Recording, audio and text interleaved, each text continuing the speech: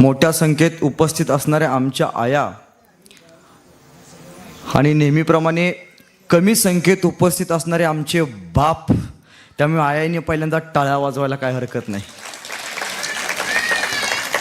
संध्याकाळी कालच दादांचा मला फोन आला की मी म्हणलो कार्यक्रमाचं टायमिंग किती ठेवले. दादा म्हणला कार्यक्रमाचं टायमिंग 7 साडेसात ठेवले. मी म्हणलो 7:30 कशाला ठेवले. मी म्हणलो निदान 9 तरी ठेवा. ते म्हणले दादा 9 का. मी म्हणलो संध्याकाळी 7:30 ते 8:30 आमच्या महिलांचा वेळ टी व्ही बघायचा असतो आणि तिथं मालिकामध्ये राधिका, शनाया, पाठक मॅडम एवढे चिकने चिकने चेहरे असताना आमच्यासारखा ओबड दोबड चेहरा कशाला बघावा, अत्याचार कशाला करावा असं मला वाटतं. पण तरीही ज्या शिवरायांच्या विचारावरती या महाराष्ट्रातली प्रत्येक जिजाऊ उभा राहिली, ज्या संभाजीराजांच्या बलिदानामुळं इथल्या माय माऊलीला अभिमानानं स्वाभिमानानं फिरता आलं, त्या राजाचा जयघोष ऐकायसाठी माझी माय माऊली वेळात वेळ काढून आज इथं उपस्थित झाली. सगळ्यात मोठी वस्तुस्थिती आहे. पहिल्यांदा सांगतो तुमच्यासाठी, काल सातारावरनं रात्री निघालोय, 150 किलोमीटर अंतर पार करून इथं तुमच्यासाठी आलोय. टाळ्या वाजवल्या तर मनापासून वाजवायच्या, उगत टिकल्या वाजवल्या म्हणून टाळ्या वाजवायच्या नाही त्या. कारण तुमच्या सगळ्यांच्या टाळ्यांची दाद ही सुदर्शन शिंदेची जायदाद आहे आणि सुदर्शन शिंदे ही जायदाद इथून घेऊन जाणार आहे. खरं तर माणसानं आयुष्यात कशाचाच भ्रष्टाचार करू नये आणि त्यातल्या त्यात वेळेचा तर अजिबातच करू नये. कार्यक्रमाचं टायमिंग दिलं होतं 7:30, कार्यक्रमाला चालू व्हायला वाजले 8:30. खरं तर ताईनो, एखाद्याचं खाल्लेलं धान्य माफ करता येतं, एखाद्याचं खाल्लेलं अन्न माफ करता येतं, पण एखाद्याची खाल्लेली वेळ काय माफ करता येत नाही. मला यायलाच थोडासा उशीर झाला, त्याबद्दल पहिल्यांदा सगळ्यांची दिलगिरी व्यक्त करतो. पण असं म्हटलं जातं की भगवंताकडे जाण्याचा मार्ग खडतर असतो, कदाचित तुमच्यापर्यंत येण्याचा मार्ग सुद्धा खडतर असावा, यासाठी थोडासा इथे येण्यासाठी उशीर झाला.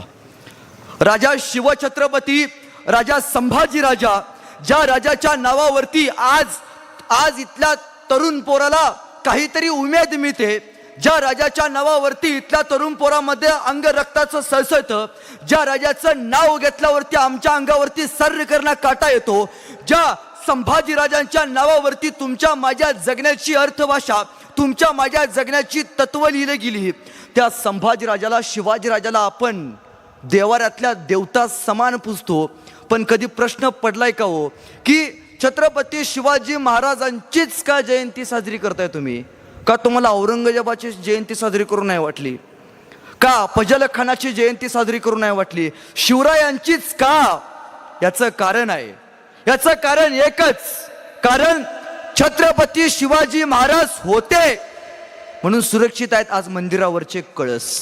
छत्रपती शिवाजी महाराज होते म्हणून सुरक्षित आहेत आज मंदिरावरचे कळस. छत्रपती शिवाजी महाराज होते म्हणून आज सुरक्षित आहे आपल्या दारातली पवित्र अशी तुळस. अरे छत्रपती शिवाजी महाराज होऊन गेले म्हणून आपण पाहतो या हिंदवी स्वराज्याची सुंदर अशी सकाळ, आणि छत्रपती शिवाजी महाराज होऊन गेले म्हणून आपण पाहतो आपल्या सुवासिनीचं भरलेलं सुंदर असं कपाळ. हे महाराजांचं चरित्र, हे महाराजांचं शिवचरित्र आपल्याला शिकवतं. मग माझी एक अत्यंत लाडकी कथा आहे, मी नेहमी सांगत असतो, प्रत्येक मायमाऊलीनं कान देऊ ऐकावं. पंढरपूरला एक देव आहे, त्याचं नाव काय बरं? पांडुरंग. काय नाव? गावचे लोक मुके आहेत काय? काय नाव? पांडुरंग. जेवलाय का नाही? तांबडा पांढरा रस्सा खाणारी पोहांचा यायला तुम्ही, आवाज कसा यायला पाहिजे. पंढरपूरच्या विठ्ठला जात असताना आपण रामकृष्ण हरीच्या गजरात जात असतो. रामकृष्ण हरीच्या गजरात का जातो बरं?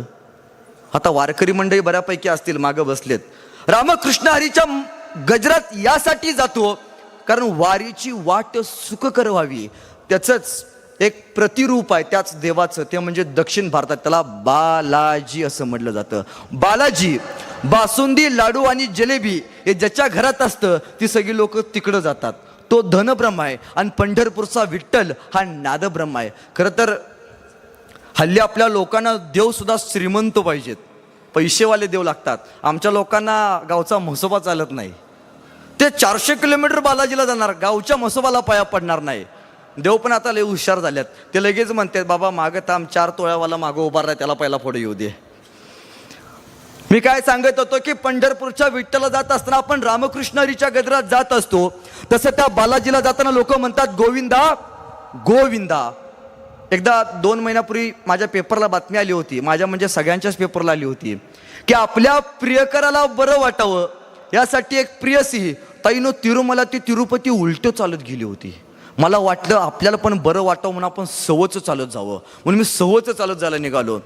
सगळी लोक म्हणायची गोविंदा गोविंदा, मी म्हणायचो गोविंदा गोविंदा. सगळी लोक म्हणायची गोविंदा गोविंदा, मी म्हणायचो गोविंदा गोविंदा. आपल्याच करवीरचे एक आजीबाई आमच्या सोबत आले होते, कोल्हापूरची आजीबाई, ठसका तसाच. आम्ही सगळी लोक म्हणायची गोविंदा गोविंदा, त्या आजीबाई म्हणायची आमचं पण तेच आहे. आम्ही सगळी लोक म्हणायची गोविंदा गोविंदा, त्या आजीबाई म्हणायची आमचं पण तेच आहे. बराच वेळ असं झालं, मी त्या मावशीपाशी गेलो कट्ट्यावरती बसून ताक पिऊन, आणि त्या मावशीला म्हणलो मावशी तुझं काय चालू आहे? आम्ही म्हणतोय गोविंदा गोविंदा आणि तू म्हणते आमचं पण तेच आहे. ती म्हणली अरे लेका नो, तुम्ही ज्यांचं नाव घेता ना त्या आमच्या ह्यांचं बी नाव तेच आहे, म्हणून म्हणलो आमचं बी तेच आहे. विनोदाचा भाग सोडा, पण 350 वर्ष झाली छत्रपती शिवरायांना जाऊन, 350 वर्ष झाली छत्रपती संभाजीराजांना जाऊन. छत्रपती शिवाजी महाराज की. ज्यावेळी कोणीतरी राजकारणी उठतं आणि म्हणतं की छत्रपती शिवाजी महाराज जुने आदर्श होऊन गेले, कोणीतरी राजकारणी उठतं म्हणतं संभाजीराजे धर्मवीर होते का स्वराज्य रक्षक होते. बारकी पोरं आता जरा ह्या डिपार्टमेंटकडे सांभाळायला द्या, दिवसभर तुम्हीच घेऊन बसतायसा. कोणीतरी उठतं शिवरायांवरती टीका करतं, कोणीतरी उठतं संभाजी राजांवरती टीका करतं.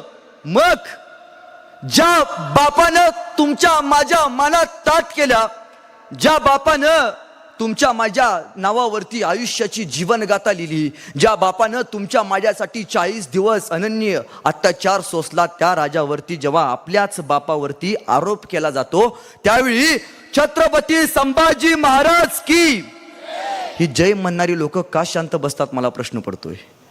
एखाद्या नेत्यावरती आरोप केल्यावरती जसं तुमच्या तळपायाची आग मस्तकाला जाते, मग आपल्या राजाला, ज्या राजाच्या नावावरती तुमच्या माझ्या पूर्वजांनी अभिमानाने स्वाभिमानानं फिरणं शिकलं, त्या राजावरती आरोप केल्यावरती तुम्ही आमची जबाबदारी नाही का की आपण त्यांच्या विरोधात काहीतरी बोलावं. मी नेहमी सांगत असतो की औरंगजेबाच्या नावाने एक शहर वसवलं होतं, त्याचं नाव औरंगाबाद. आमच्याच भाऊकीनं त्याचं नाव बदललं, शिंदे सरकारनं त्याचं नाव केलं संभाजीनगर, छत्रपती संभाजीनगर. काही लोकांनी विरोध केला, पण ताईंनो महाराष्ट्र सरकारने एक GR काढला की किती लोकांचं मत आहे की औरंगाबाद नाव असावं, किती लोकांचं मत आहे की छत्रपती संभाजीनगर असावं. महाराष्ट्रातून औरंगाबाद हे नाव असावं यासाठी 70,000 फॉर्म गेले, पण छत्रपती संभाजीनगर हे नाव असावं यासाठी महाराष्ट्रातनं फक्त 7,000 फॉर्म गेले. मग ही खंत कोणाची आहे? मावळा म्हणून आपण कुठली जबाबदारी आज पेलतोय? दादा नो, अरे मारलं ज्यांनी, तुमच्या अंगामध्ये संभाजीराजांचं रक्त आहे ना, मग मारलं ज्यांनी संभाजीराजांना करून अत्याचाराचा कहर त्याच औरंग्याच्या नावानं वसवलं होतं एवढं मोठं शहर. अरे सळसळू द्या रक्त तुमचं, सळसळू द्या रक्त तुमचं, दाखवा पुन्हा एकदा जिगर आणि छातीत ठोकून सांगा औरंगाबाद नाही, छत्रपती संभाजीनगर, छत्रपती संभाजीनगर. ही जिगर निर्माण झालं पाहिजे. राजकीय लोकांचे, मी कुठल्याही राजकीय पक्षाचा नोकर नाही, मी कुठल्याही राजकीय पक्षाचा नेता नाही. ताईनो माझा पक्ष एकच आहे, तो म्हणजे स्वराज्य, आणि माझा नेता एकच आहे, ते म्हणजे छत्रपती शिवाजी महाराज. त्यामुळे जिसका गुरु बलवान होता है उसका चेला पहलवान होता है, त्यामुळे कुणापुढे झुकायची मला गरज नाही. नेहमी प्रश्न पडतो, मगाशी कार्यक्रमाला येताना एका दादानं सांगितले दादा संभाजीराजांवरती बोल. संभाजीराजांची सुरुवातच नेमकी इथून होते की 350 वर्षापूर्वी बखरकरांनी आमचंही तेच आहे असं म्हणत संभाजीराजा बदनाम केला. पण त्याच संभाजीराजाला आता नवीन राजकीय लोक जेव्हा संभाजीराजे धर्मवीर होते का स्वराज्य रक्षक होते या चौकटीमध्ये संभाजीराजांना अडकून ठेवतात, त्यावेळी राजांचा इतिहास तिथंच संपवण्याच्या मार्गावरती जातो.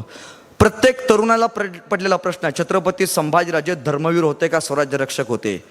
मला वाटतं मी माझं उत्तर तुम्हाला सांगतो, मावळा म्हणून तुम्हाला मान्य झालं तर तुम्ही टाळ्या वाजवा. दादांनो, मला असं वाटतं की कोणीतरी म्हणतं की संभाजीराजे धर्मवीर होते, का कोणीतरी उठतं आणि म्हणतं की संभाजीराजे स्वराज्य रक्षक होते. मला असं वाटतं की ज्या शेतकऱ्यानं या राजासाठी काम केले, ज्या राजाला वाटलं की शेतकऱ्यांनी माझ्यासाठी काम केले, त्या शेतकऱ्यासाठी तो राजा कुळवाडी भूषण झाला. ज्या बहुजन समाजाला वाटलं की या राजानं माझा जातीसाठी काम केले, त्या बहुजन समाजासाठी तो राजा स्वराज्य रक्षक झाला. ज्या धर्माला, हिंदू धर्माला असं वाटलं की या राजानं माझी देवळं वाचवलेत, त्या हिंदू लोकांसाठी तो राजा धर्मवीर झाला. पण याही पेक्षा छत्रपती संभाजी महाराज हे छत्रपती होते. आणि जगात छत्रपतीपेक्षा कुठलंच मोठं पद नाही. धर्मवीर आनंद दिघे होऊन गेले, स्वराज्य रक्षक तानाजी मालुसरे होऊन गेले, पण छत्रपती मात्र फक्त या मातीत दोनच झाले. एक म्हणजे छत्रपती शिवाजी महाराज आणि दुसरे म्हणजे छत्रपती संभाजी महाराज. दुसरं नाव या मातीमध्ये मिळत नाही. अहो, संभाजी महाराज, संभाजी राजे, ज्या राजाच्या घोड्यांच्या टापावरती इथल्या इतिहासाची पानं लिहिली गेली. संभाजीराजांबद्दल अनेक आरोप केले जातात, संभाजीराजांबद्दल अनेक गोष्टी सांगितल्या जातात. संभाजीराजे म्हणजे कोण हो? संभाजीराजे शूर होते, संभाजीराजे नम्र होते, पण दादानो संभाजीराजे लाचार नव्हते. अहो, संभाजीराजे म्हणजे एका हातामध्ये लखलखणारी तलवार घेऊन झुंजणारा एक रणधुरंधर योद्धा म्हणजे संभाजीराजे. थंड रक्ताच्या हिमातून उसळलेल्या गरम रक्ताचा फवारा म्हणजे संभाजीराजे. अरे, मातीत अश्रू ढाळणाऱ्या आमच्या मातांची स्फूर्ती म्हणजे संभाजीराजे, आणि गोरगरीब रयतेची धरती म्हणजे संभाजीराजे, आणि आसमानात विखुरलेल्या आमच्या छत्रपती शिवरायांची कीर्ती म्हणजे संभाजीराजे. आसमानात विखुरलेल्या छत्रपती शिवरायांची कीर्ती म्हणजे संभाजीराजे. अहो, संभाजीराजे म्हणजे फक्त छत्रपती शिवरायांचे पुत्र नव्हते. संभाजीराजे म्हणजे फक्त या स्वराज्याचे दुसरे छत्रपती नव्हते, की संभाजीराजे म्हणजे या मराठमोळ्या मातीचे दुसरे युवराज नव्हते. तर संभाजीराजे म्हणजे औरंगजेबाच्या 9 लाख सैन्याला सळकी पळ करून सोडणारा राजा म्हणजे संभाजी आहे. अरे, आळंदीपासून पंढरपूरला जाणारी आषाढीची वारी, ही वारी चालू करणारा राजा म्हणजे संभाजी आहे. जगातल्या पहिल्या बुलेट प्रूफ जॅकेटचा शोध लावणारा राजा म्हणजे संभाजी आहे. जगातल्या पहिल्या जैविक अस्त्राचा प्रयोग करणारा राजा म्हणजे संभाजी आहे. अरे, संभाजी म्हणजे काय? तर संभाजी म्हणजे स म्हणजे संकटाशी, भा म्हणजे भारतीयांनी, जी म्हणजे जिद्दीने कसं पेटावं, तया नाव आहे संभाजीराजे, तया नाव आहे संभाजीराजे. हा संभाजीराजे तुमच्या माझ्या मनामध्ये बसला पाहिजे, हा विचार मनामध्ये निर्माण झाला पाहिजे. आज खरं तर शिवचरित्र ऐकत असताना फार छोट्या छोट्या गोष्टीतून शिवचरित्र आपल्याला ऐकायला मिळणार आहे. अहो, बघा ना, आपला आदर्श कोण असावं याच्यावरती फार गोष्टी अवलंबून असतात. शिवाजी महाराजांचं वय 12 वर्ष. किती वय आहे? 12 वर्ष. 12 वर्षात आपल्याला मिसरूड सुद्धा फुटत नाही. त्या काळात महाराजांवरती पहिलं संकट आलं. त्यांचं नाव म्हणजे फतेह खान. फतेह खान आला, राजांच्या अंगावरती तुडून पडला, राजांनी त्याला मारला. पहिला मृत्यू डोळ्यासमोर आला. दुसरा आला, त्याचं नाव अफजल खान. 40,000 सैनिक घेऊन आला, अफजल खान मारला. तिसरं सैनिक आलं, त्याचं म्हणजे नाव शाहिस्ते खान. 1.25 लाख फौज घेऊन आला, साक्षात डोळ्यासमोर मृत्यू, राजांनी त्याला सुद्धा इथंच गाडला. अफजल खान मारला, शाहिस्ते खान मारला. शेवटी राजे औरंगजेबाला भेटायला गेले, आणि औरंगजेबाला गेल्यावरती राजे औरंगजेबाच्या कैदीत अडकले. साक्षात डोळ्यासमोर मृत्यू, आणि राजे त्यावेळी मृत्यूला मात देऊन बाहेर निघाले, आणि मृत्यूच्या छताडावरती उभारून भगवा झेंडा फडकवणारा राजा छत्रपती शिवाजी महाराज हे मृत्युंजय झाले. मग मला प्रश्न पडतो की आज आमच्या पोरांचा आदर्श कोण आहे? दादांनो, छत्रपती शिवाजी महाराजांचं एक वाक्य होतं, हे राज्य व्हावं. येतो कोणाची इच्छा? कोणाची इच्छा? श्री म्हणजे कोण? श्री म्हणजे कोण? आई. आपल्या आईचं स्वप्न पूर्ण करण्यासाठी ऐन 12-13 वर्षाचं पोरग, मिसरूड न फुटलेलं पोरग रायरेश्वराच्या मंदिरामध्ये जातं, शपथ घेतं, आणि तोरणा किल्ल्यावरती स्वराज्याचं पहिलं तोरण उभा करतं. ते म्हणजे छत्रपती शिवाजी महाराज. संभाजीराजांचं एक वाक्य होतं, आबासाहेबांचे संकल्पित तेच करणे आम्हास अगस्त्य. आबासाहेब, माझ्या वडिलांनी जो मला संकल्प घालून दिलाय तेच करणे आम्हाला भाग्य आहे. मग आज आमच्या पोरांचा आदर्श कोण आहे? तो मध्यंतरी पुष्पा नावाचा पिक्चर आला. ताईंनो, चांगलं चालणारं गडी सगळं आमचं लंगडं चालायला लागलं. झुके का नाही साला म्हणे. शेतकऱ्याची पोरं किती आहेत हात वरती करा. अख्खं गाव शेतकऱ्याचं आहे. हा, तर मी काय सांगत होतो की आपला आदर्श कोण आहे. अहो बघा ना, आपली पोरं शेतकऱ्याची आहेत. शेतकऱ्याच्या पोराला कधीतरी विचारा की बाबा तुझा आदर्श कोण आहे, तर ते पोरग म्हणतो शाहरुख खान माझा आदर्श आहे. एखाद्या आपल्या पोराला विचारलं दादा तुझा आदर्श कोण आहे, तर ते पोरग लगेच म्हणतो सलमान खान माझा आदर्श आहे. दादा एक वाक्य घेऊन जा. शाहरुख खान जिम मध्ये 2 तास घाम गाळणारा शाहरुख खान, दादा तुझा आदर्श जरूर असू दे, मी नाही म्हणत नाही असं नाही. त्या काचेच्या फ्रेम समोर उभारून शायनिंग मध्ये फोटो काढणारा सलमान खान, दादा तुझा आदर्श जरूर असू दे. पण एक गोष्ट नेहमी लक्षात ठेव की सकाळी 7 वाजल्यापासून संध्याकाळी 7 वाजेपर्यंत, सकाळी सूर्य उगवल्यापासून संध्याकाळी सूर्य मावळेपर्यंत 2 बैलांच्या पाठीमागं लाकडी नांगराचा हुंडा घेऊन शेताच्या या बांधापासून शेताच्या त्या बांधापर्यंत नांगरणारा आपला बाप, दादानो आपला आदर्श असला पाहिजे. आपला बापच आपला आदर्श असला पाहिजे. आणि आज विराट IPL चालू आहे, बरोबर आहे का? IPLच्या मॅचेस चालू आहेत. आत्ताच RCBची टीम जिंकली वाटतं काहीतरी. एखाद्या पोराला विचारलं की बाबा विराट कोहलीचं कितवं शतक झालं, तर ते पोरग लगेच म्हणते विराट कोहलीचं 100वं शतक झालं. दादा कधीतरी शेतात जाऊन आपल्या बापाच्या त्या धावा मोज. नक्कीच विराट कोहलीपेक्षा 1 शतक आपल्या बापाचं जास्त असेल. मग आपण काय संस्कार घ्यायचा आहे? शिवचरित्र तर हेच संस्कार शिकवतो. अहो शिवाजी राजे मावळ्यांसाठी म्हणायचे मावळे तुमच्यासाठी काय पण, आणि मावळे म्हणायचे राजे जीव गेला तरी तुमच्यासाठी काय पण. आज आमची पोरं कुणासाठी काय पण म्हणा लागली. ताईनो 9 महिने सांभाळले त्याला काय नाही, चांगलं पोट फाडून काढले त्याचं काय नाही, 4 दिवस आयुष्यात आले लगे म्हणते तुझ्यासाठी काय पण. ह्याच्या गाड्याचा तोंडाचा लगेच चंबूच होतो. या आमच्या बीडकडचा कवी तो फार सुंदर असेल येतो याच्यावरती की बाप काढलास घराबाहेर, बाप काढलास घराबाहेर, दारात रडते माय पण, बायकोला मात्र रोज म्हणालास तुमच्यासाठी काय पण. अरे लोकच पोटाला जन्माला यावं म्हणून हिने किती केलते नवस, इकडून तिकडून तिच्या नवसाला देव सुद्धा पावला आणि तुझ्यासारखा पोरगा तिच्या पदरामध्ये घावला. अरे लहानपणी माय तुला शेतात न्यायची, प्रत्येकाला नेला असेल आपल्या आईनं. लहानपणी माय तुला शेतात न्यायची, तुला ऊन लागू नये म्हणून स्वतःच्या पदराची सावली धरून राहायची. अरे तुला भूक लागल्यावर तू जोर जोरात रडायचास, आणि माईचं दूध संपलं ना लेका तिचं रक्त सुद्धा ओढायचास. रक्त पिऊन पोचलास लेका, तर रक्ताचा तरी ठेव मान, पवित्र अशा मातेचा करू नको अपमान. आता फक्त एक कर, दारातल्या माईला घरात तेवढा आण, दारातल्या माईला घरात तेवढा आण. किती दिवस जागणार आहे लेका झाडावरचं हे पिकलं पान. तू गोडदोड खा, पण म्हाताऱ्या माईला शिळी भाकर तरी वाढ, आणि भाकर वाढताना जर तुझी बायको आडवी आली तर तिला घराबाहेर काढ. अरे बायको जाणारच नाही मी तुला बॉन्डवर लिहून देतो, बायको जाणारच नाही मी तुला बॉन्डवर लिहून देतो, आणि यदा कदाचित गेली तर मला येऊन भेट, मी तुला दुसरी करून देतो. तू आंधळा नाहीस, पांगळा नाहीस, तुलाच कळली नाही किंमत. नवरा माय बापाला सांभाळतो म्हणून घर सोडून जाण्याची कुठल्याच बायकोत नसते हिम्मत. अरे तुला वाघ बनवले माईनं, दुर्दैवानं तिलाच उरलं नाही आता बाईपण. खरा मर्द असशील महाराजांचा तर छातीवरती हात ठेवून सांग माय बाप हो तुमच्यासाठी काय पण. हा संस्कार घ्यायचा आहे. आणि आयुष्यात एकदा तरी आपण आपल्या बापाला मिठी मारली पाहिजे. शिवाजी राजांची संभाजी राजांची शेवटची भेट याच पन्हाळ्यावरती झाली.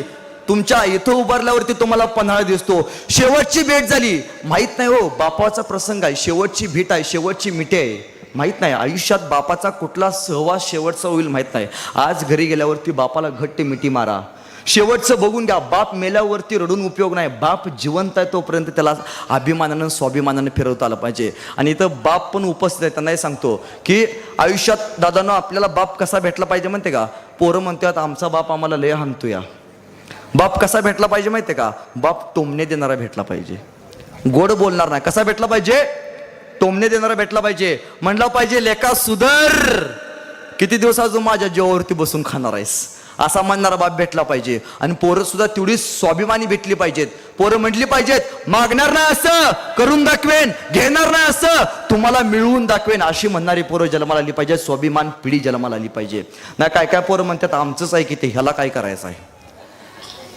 आणि दादानो, आयुष्यात एकदा तरी आपण आपल्या बापाचा मार खाल्ला पाहिजे आणि त्यातल्या त्यात बुटानं खाल्ला पाहिजे. मी पण माझ्या बापाचा मार बुटानं खाल्लाय. आयुष्यात एकदा तरी आपण आपल्या बापाचा मार खाल्ला पाहिजे आणि त्यातल्या त्यात बुटानं खाल्ला पाहिजे. का माहितीये का? कारण ज्या पोरानं बापाचा मार खाल्लाय आणि त्यातल्या त्यात बुटानं खाल्लाय त्या पोराचा पाठीचा कणा ताटच झालाय आणि ते पोरगा समाजामध्ये अभिमानानं स्वाभिमानानंच फिरतं. ही फक्त बाप नावाची ताकद आहे. त्यामुळं आयुष्यात एकदा तरी बाप आपण मार खाताना बघितला पाहिजे. घरात गेल्यावरती बोट घ्यायचं आणि चालू करायचं, हा विचार आहे. हो, हे शिवचरित्राचं सगळ्यात मोठं पारायण आहे. शिवचरित्र म्हणजे फक्त शस्त्र नाही, शिवचरित्र म्हणजे फक्त अंगावरती काटा आणणं नाही, तर शिवचरित्र म्हणजे इथली तरुण पिढी परत त्या मार्गावरती राजांच्या विचारांवरती आणणं म्हणजे शिवचरित्र असं मला वाटतं. दादांनो, मी नेहमी सांगत असतो की राजांचा जेव्हा आपण इतिहास वाचतो, मी पहिल्यांदाच सांगतो की मी अफजल खानाचा वध आणि शाहिस्ते खानाची बोटं इथंवर इतिहास सांगणारा माणूस नाही. तुम्ही आजपर्यंत कधीच इतिहास ऐकला नाही, संभाजीराजांचा ऐकला नाही, तो इतिहास मी सांगणारा माणूस आहे. फक्त माझ्यासाठी थोडासा वेळ द्या. बघा, एक 14 वर्षाचं पोरगं होतं आणि त्याचा भाऊ 12 वर्षाचा आणि एक 11 वर्षाचा, असे 3 भाऊ होते. राजस्थान मधले होते. त्यातलं एक 12 वर्षाचं पोरग आलं, चुकून आलं, ते आलं चुकून महाराष्ट्रात आलं. एका माणसाला जाऊन भेटलं, म्हणलं मला एकदा असा एखादा माणूस दाखव की रे जो मला मदत करेल. तो म्हणला असा माणूस? हे काय? कोण कोण काय नाव त्याचं? त्या माणसाचं नाव शिवाजी महाराज. अरे शेतकऱ्यांचा राजा आहे, इथला कष्टकऱ्यांचा राजा आहे. इथली रयत राजा आल्यापासून काय म्हणत असते, इडा पिडा टळू दे आणि बळीचं राज्य येऊ दे. अरे माझा बळी, शेतकऱ्यांचा बळी. बळी राजानंतर या जगाच्या पाठीला दुसरा बळी राजा जर कोणी मिळाला असेल तर ते छत्रपती शिवाजी महाराज आहेत. घेतले बळीराजा सोबत घेतला. बळीराजा आहे तो माझा राजा, जाऊन भेट एकदा त्याला. ते 12 वर्षाचं पोरग गेलं गेलं गेलं हुडकत गेलं. राजांना त्याने 1 महिना हुडकलं आणि ते शेवटी त्याला कोणीतरी सांगितलं हा राजा स्वर्गात राहतो. स्वर्गात राहतो म्हणजे कुठं राहतो? तर हा राजा रायगडावरती राहतो. रायगड आपल्या राजाचा प्रतिस्वर्ग.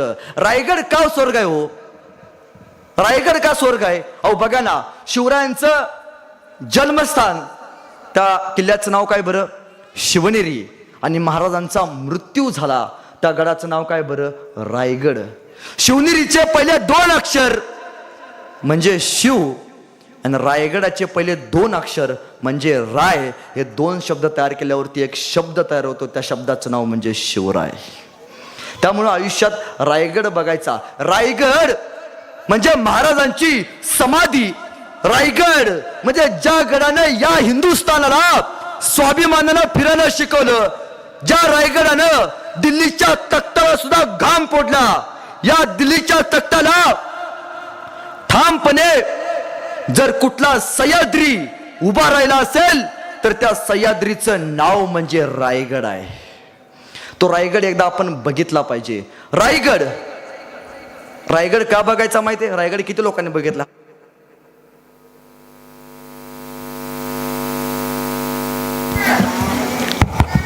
मध्ये मध्ये हे पण ॲडव्हर्टाईज दाखवली काय? रायगड किती लोकांनी बघितला? हात वरती करा. एवढ्याच लोकांनी हात खाली करा. खरं सांगायचं, गोव्याला किती लोक गेलती? अख्खं गावच्या गाव गोव्याला गेलतं. सरपंचाने ट्रिप बीप काढलेली की काय? काल रात्री आधी पाठवलं मला सरपंचाने, गावातले कोण कोण लोक गोव्याला गेलते. तिकडे बरं जायला सुचतंय बरं. रायगड, रायगडला का जायचं माहितीये? आयुष्यात एकदा तरी आपण रायगड बघितला पाहिजे. कारण मी कुठल्या धर्मावरती टीका करत नाही बरं का. जसं मुस्लिम धर्माचं हजला गेल्याशिवाय आयुष्याचा अर्थ पूर्ण होत नाही, तसं प्रत्येक मराठ्याचं आणि प्रत्येक मराठी माणसाचं रायगडला गेल्याशिवाय आयुष्याचा अर्थ पूर्ण होत नाही. त्यासाठी आयुष्यात रायगड बघायचा. मी मगाशी काय सांगितलं? टाळ्या वाजवल्या तर टिकल्या वाजवल्या वाजत नाही का?